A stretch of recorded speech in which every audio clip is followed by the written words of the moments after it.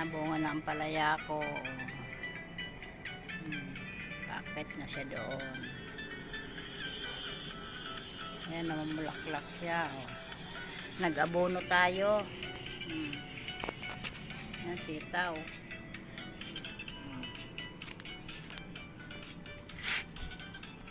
May kamote tayo.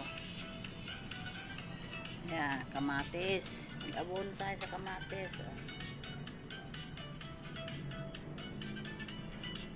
Kalamansi. Yung patulak ko tumubo na.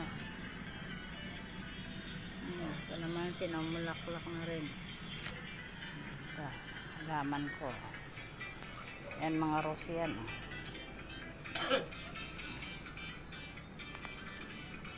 Orchid.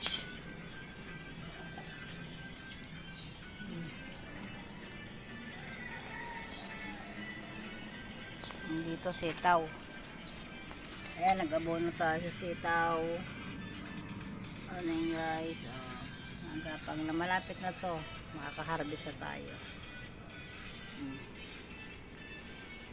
Ayan, naglagay ako ng pagapangan niya.